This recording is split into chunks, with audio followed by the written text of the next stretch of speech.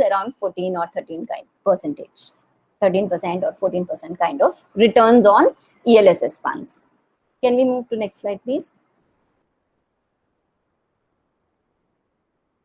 Yeah, as I kept mentioning in the previous slides, it's all about your investor profiling, as in your ability to take risk, and that is the determinant of which type of fund that you should choose. So the first and foremost thing when you start investing is to understand, what kind of investor profile you have, whether you're a high risk taker or low risk taker. Depending on that, the products are chosen. You can't be a low risk taker and then invest in small cap, or vice versa. So everything depends on your risk profiling, as in how much tolerant are you to different changes in your investment. So in case of small cap, so one thing I want to highlight here, in the previous slide, we have seen this percentage of returns over 5 years, 10 years kind of stuff, right? Now, these are not flat interest rates sort of thing. In FD, we know that the bank is going to give us X percentage. They write it on the FD deposit and give it to us. So we are sure that this is the interest rate that we are going to get. But in mutual funds or in stocks in general, there is nothing called as guaranteed interest or guaranteed return. It is always works with expectations, expected returns, depending on what we are choosing, right? When we are doing that, we need to understand first that in large cap, okay, I'm investing, I'm going to get 10 or 12%. And am I taking more risk or less risk here, right? Similarly, if I'm mentioning it in small, if I'm investing in small cap, this 100% rate of return that somebody got in first year, it need not be same next year. It can become minus 200 next year. There is nobody who can guarantee that. So even in large cap, the 10% returns is not flat 10%. What happened was this 10% may have become 15, may have became 8 or 9 over next 2, 3 years or 4 years. Eventually, it averaged out to 10 or 12%. So we have to understand that this is not a linear rate of return. It is like abnormal. It goes up and down and up and down, and over 10 years, you will make these kind of returns. So we can move to the next slide, please. There is another way of allocating your money as well. Okay, that is dependent on your age group as well. So it's a normal age group wise, but again, it depends on your family circumstances, the number of people earning or the quantum of money earning, and the number of dependents. All that is also a matter to be considered before investing. But in general, in the age group of 20 to 30, the risk can be little higher because you still have long life ahead to work, with an expectation that we will live longer, obviously. So the ability to take risk in 20s to 30s is higher than 30 to 40, because 30 to 40 is when there is family and growing up kids and all that. Versus 60 to 70, where retirement and you need to survive on what the money that you earned over a period of time. And in late 70s, if we survive in late 70s as well, right? So the risk gets reduced over decades. So the maximum risk that you can take is in 20s to 30s versus 70s or 60s to 70s. So we can distribute our allocation of funds on the basis of the age group as well. We can move to the next slide. Okay, now all this while I've been talking about the returns part of it, risk part of it, what can happen. But here I would like to show you something which is what you need to understand is how risky can equities be? How risky can we get into with our money when we invest into equity mutual funds or maybe into direct stocks? Now, we have data points for last 40 years. Every year, the Sensex had dropped during the year on an average 20%.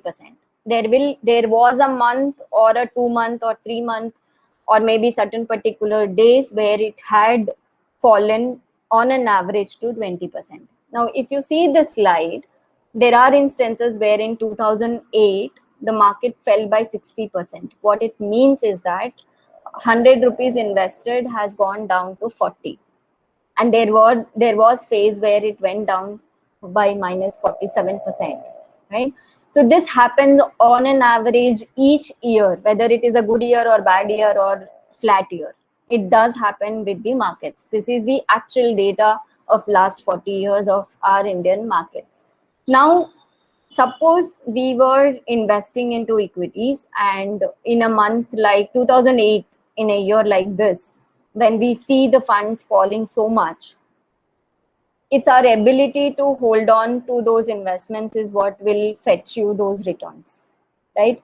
This is normal to happen, but we get panic here. We say that whatever has happened, now let me come out of this. I want to safeguard my money, and we exit. 95% of the people do that. When it falls below 30%, that's where panic strikes. Around 40% kind of negative returns, people start taking action on their portfolio. Anything below 60 is like you just start pulling out frantically and exit. That's the nature of humans, right? Now we will see in the next slide, if we stayed the course, how things would have been. So we can move to next slide. So remember this minus 60% in 2008. And this slide is little difficult to view, but I will explain here. 2009, those who stayed back in 2008 without getting panic, they made 80% returns. The next year was really good. And those years ended with all those years which were negative. The next year ended with positive returns and extremely decent positive returns.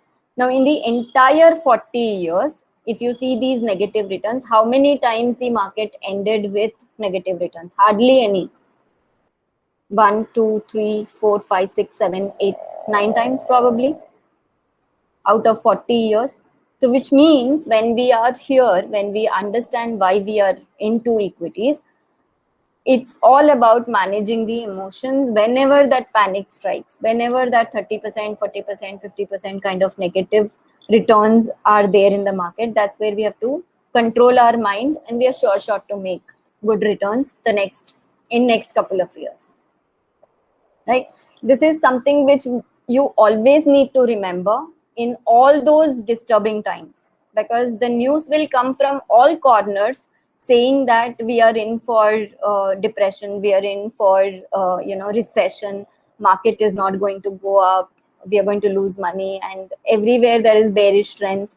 That's when we need to control our emotions. You will do that controlling part only when you did your asset allocation properly at first place. When you understood the risk involved, when you understood what exactly can you expect from each funds, you will not react like every other human. You will stay put with your investments when you understand all this. Can we go to the next slide? Yeah, here I would like to talk a little bit on tax savings. Usually all of us kind of try to fill the gap of that 1,50,000, which is the limit given by income tax authorities, right, for tax savings. So there are various instruments which are available for tax savings, like your national savings certificates or PPF investments or NPS, or maybe if you have a home loan, then interest part of it, principal part of it, all this can be part of this ATC investments. Now, what is the lock-in period for each of these investments? And we also have in mutual funds, there is this product called equity linked savings scheme. This invests, and this is eligible for ATC, where you can invest. Now, what are the lock-in periods? If you see this slide, ELSS comes with the least lock-in when compared to other products. Now, at the same time, the rate of return on an average, what you can expect from each of them, ELSS stands out because it has equity component in it. We are investing into equity there with least lock-in, and because we are locking in for 3 years, and obviously Obviously, equity is meant for long term. You will stay invested. You can make better returns. So why not, as a tax saving product, use ELSS, barring your home loan principal, barring your insurance premium, any of the balance which is there. If you're choosing a PPF or an NSE, instead of locking in it for such long periods of time, lock it in an ELSS fund. That is better alternative than putting it into other products. Of course, it depends on, again, everybody's ability to take risk and everything that I mentioned in the previous slides. But if you have that capacity to invest into equity, might as well use that option. Okay. Can we go to the next slide? Okay, so now what are the available options? As I mentioned in one of the slides initially, that we can invest as into mutual fund as one-time investment, or maybe systematic investment plan, which is monthly certain amount of money, right? Apart from that, and ELSS also I did mention. Apart from that, we have a concept called as systematic withdrawal plan, which is SWP. Say, for example, if you invest bulk money and you want to withdraw, you want something like an interest payment every month. It is not called as an interest, but something like every month the money should come back to your account. This is more suitable for retired people. So you put in a lump sum money in a fund and you draw a certain portion every month and via SWP model, which is called systematic withdrawal plan. So every month the amount comes back to your account and this original money stays invested and it grows. So there are various funds to choose for this option as well. And there are certain funds which are specifically catered to children education. There are specific funds which are catering only to retirement needs. And as I mentioned in one of the slides, we do have in Indian mutual funds which can be invested into overseas funds. So it could be US based funds, Europe based funds, or maybe gold funds for that matter. All these types of funds are also available. Then, as I mentioned earlier, debt funds, which are an alternative to fixed deposits, this is also available in mutual funds. So anything a little bit better than FD returns, but without risk, without market risk. There are debt funds which are available in the market, right? These are the kind of funds, and ETFs are also available. ETFs are basically, I'll dwell upon a little bit about ETFs here and what is the difference between an ETF and a mutual fund. Now, mutual fund is something where fund manager collects money from people like us and they invest and they manage it actively and deliver returns to us, right? ETFs are like replica of the exchange categories that are there. So, for example, large cap index is there in the stock market, which constitutes of all large cap stocks which are listed in it. Now, ETF, large cap ETF, if I call it, it just picks up the entire index and starts investing in it. It is a replica of the index. So if I say mid cap ETF, then it will pick up all the mid cap and in the same proportion. So every index constitutes of some percentage of that stock, right? If there are, say, 10 stocks in a particular index, each stock is not of the same proportion, right? It is not 10%, 10%, 10% of 10 stocks holds up to 100%. Some stock has larger weightage, some stock has lesser weightage. In the similar way, ETFs also manage. Same thing, replica, it manages into ETFs, right?